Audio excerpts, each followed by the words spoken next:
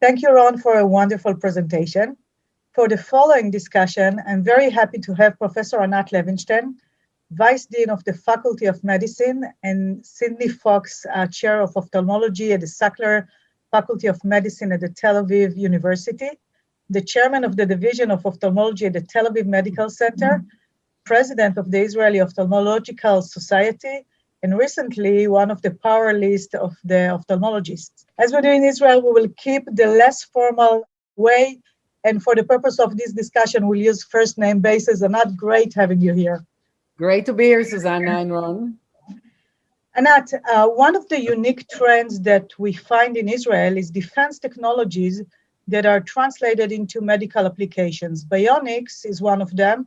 But we have many more examples, and I know that you were involved in more than one. What are the advantages you see in such a trend? Yeah, I think that adopting defense technologies into the field of medicine has a lot of advantages. I think the fact that it has already been tested and gained a lot of experience in extreme situations is very helpful to us once we start to incorporate it into the management of our patients. Because, for example, with the bionics technology, something that a fighter aircraft pilot used and was able to see all the landscape and know exactly what to do, and the 3D was exercised, the perception of all the little details was exercised, is very, very beneficial for us. And many of the things that we requested of the system were actually very easy to perform and adopt because of the previous experience of the technology in the defense system. Thank you, Ron. Being the entrepreneur of such a transformation in bionics, can you tell us a bit about the challenges that you have in such a process, and when did you involve the opinion leaders in the process?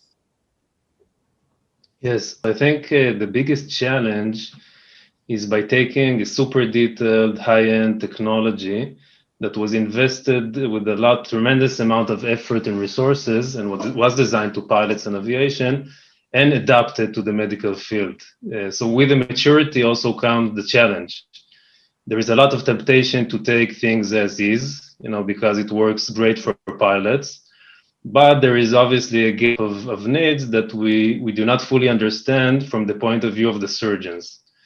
And I think at that point, this is the critical point, that the success is dependent on the KOL, the ability to take that technology that is not fit, to the needs of the medical field yet, and having the KOL that is creative and tolerant enough and how to direct the development team and to make this as a medical product. And this process takes many years and requires patience and vision from the KOL. So, if I can add on this one more word, I think the collaboration is the main point is the key for success, because, for example, the technical team that Ron has could say, I can make the movement of the system faster for you, or I can make it easier for you to press on the pedal. And these things are not important for me. They may be important for a pilot, but not for me. For me, the resolution, the 3D is more important. And the fact that we were able to step by step work together on the system, I think that was the key for success for this technology. And that maybe that's the place you can first refer to the potential of digital solutions in the ophthalmic OR. Well, I'll tell you, I think that there is no way back. We are going digital in the OR. It reminds me of the time that we started to look at digital images, and I said, actually, why do we need to leave the film? The film is so good. And my boss at my fellowship told me, in 10 years, there will be no film. And that's the situation today. So I think this is what's going to happen in the OR. We will be only digital. The surgical world is really looking and waiting for such a transformation to actually have the abilities of digital technologies to enhance the visualization, to give you a registration of preoperative data, intraoperative data, all the things that the digital systems can do, whereas optical systems cannot do in the same way. So I think it has a huge potential. And I think that in 10 years, 5 years, we will ask ourselves, how could we operate on the eye, looking at the eye, as compared to operate the eye, looking at the image of the eye?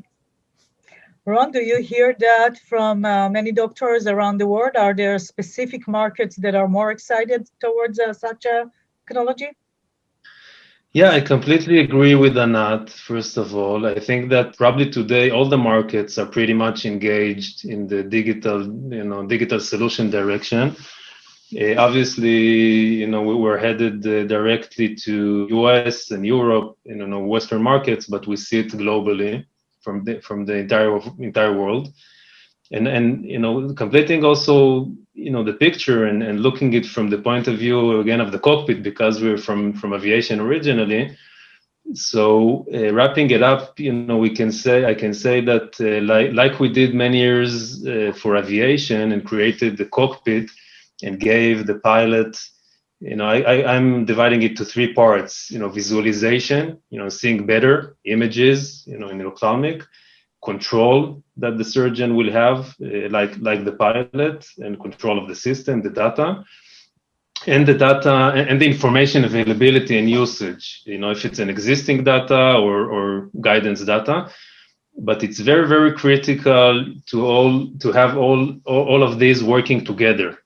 So the idea is to have a system that will support the surgeon to perform as close as possible the surgery on a perfection level, giving all the tools that Anat needs, without taking a toll. So the surgeon can be concentrated 100% in the surgery, and the system will work for the surgeon. And this is the idea and the concept of not only having the digital information, but making it accessible for the surgeon with no toll at all. So I had the right on that. Great. So before I wish you all the luck, Ron, I think you have a great dynamics here that is very, very unique to the Israeli ecosystem, in which opinion leaders can really become partners of the company. Sometimes we push them a bit too much, but they always very welcoming. And that's great to have people like you are not on board. So good luck with launching your product, and thank you very much for participating in this discussion.